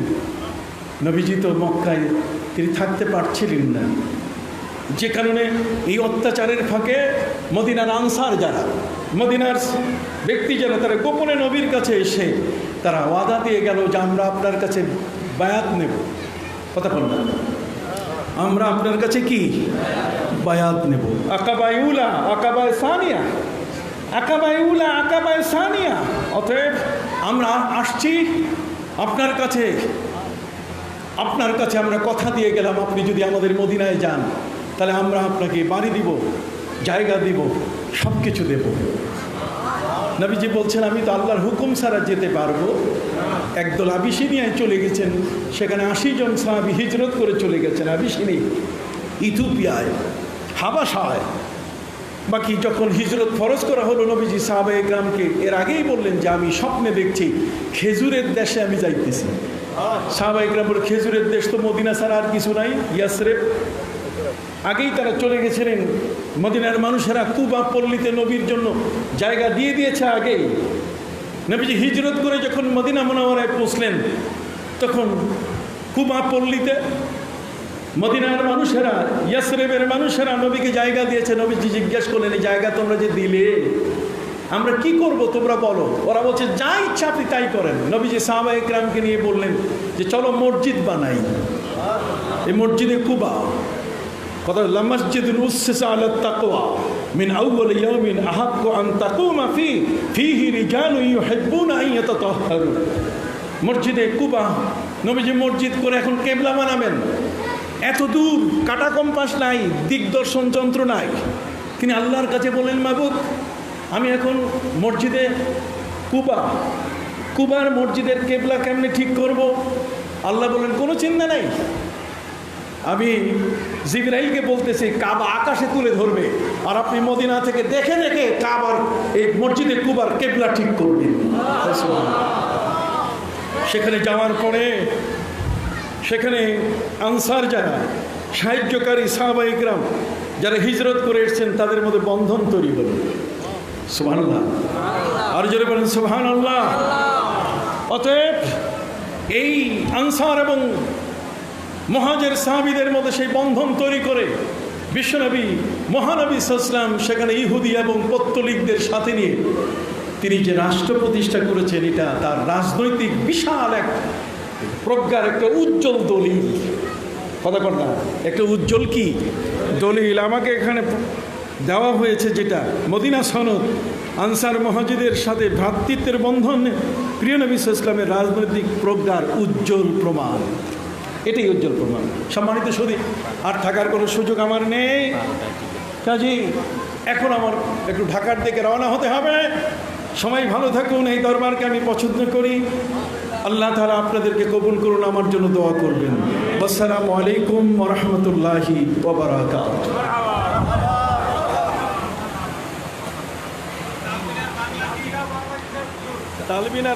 তালবিনার বাংলা তো কনসালটেন্ট হয়ে পয়সা লাগবে।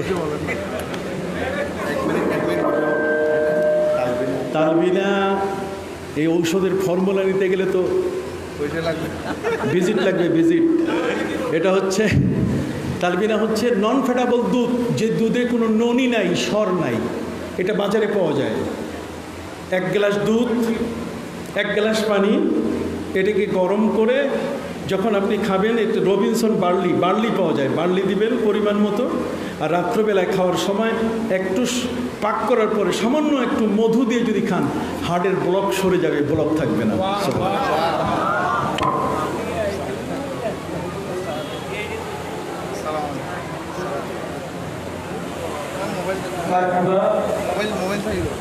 এখন পর্যন্ত আপনাদের সামনে